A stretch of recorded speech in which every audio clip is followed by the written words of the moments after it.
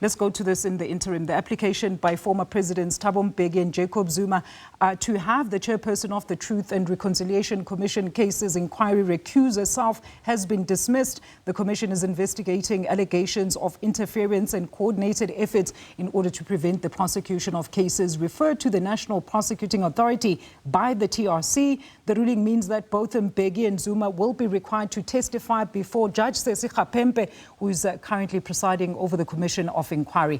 For this discussion, we have, of course, the Foundation for Human Rights, Dr. Zaid Kimmy. Dr. Kimmie, it's such an absolute pleasure, sir. Let's first get your reaction to the dismissal of the recusal bid by the two former heads of state pertaining to the TRC Commission as the Foundation for Human Rights. Good afternoon.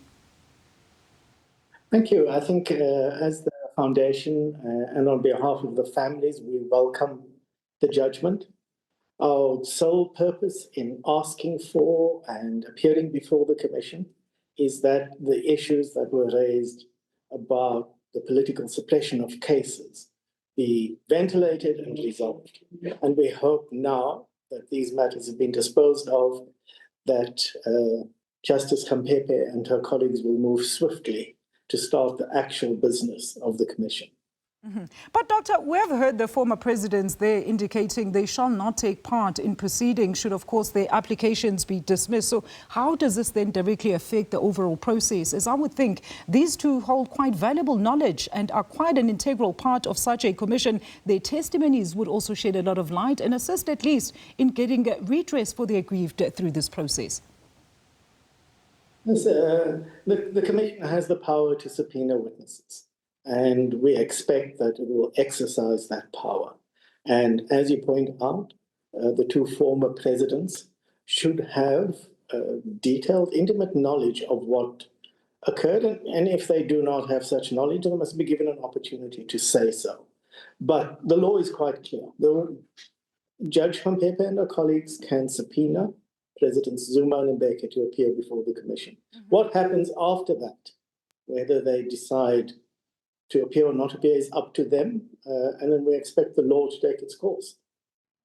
And very interesting that you bring that up there, that they can actually be subpoenaed, Doctor, because I think we saw a precedent being set during the Zondo Commission, right, where a sitting chair of a commission rules on whether or not they should recuse themselves and the devastating impacts that followed. Should this not at least be reviewed, in your view, just in the interest of justice? I mean, the recusal of a judge or a chair shouldn't be left solely to their own discretion if we are talking matters of national importance.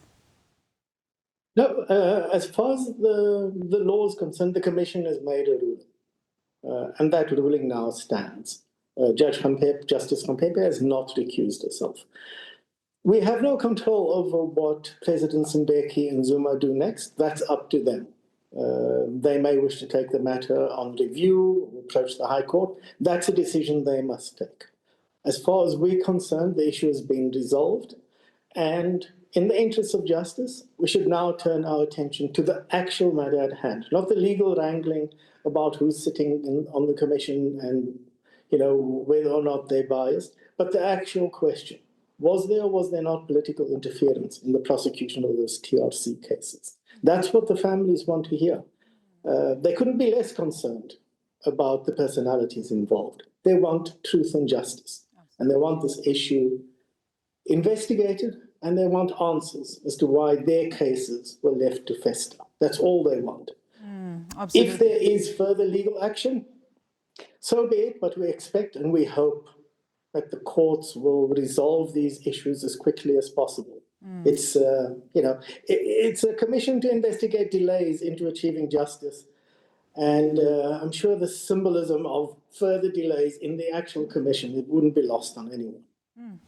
All right, Doc. And look, in your own opinion, were the recusal merits actually that were lodged by the two former presidents valid? I mean, does Khampepe's prior roles on the TRC Amnesty Committee as well as DNDP really not make her biased during these proceedings? Of course, one can say, I will be impartial, but to err is to be human. And that's not for me to judge. Those issues have been raised before Judge Khampepe and the two commissioners, and they've made a decision. I'm in no position to second guess that. I think we stand by that decision and we'd like to move forward.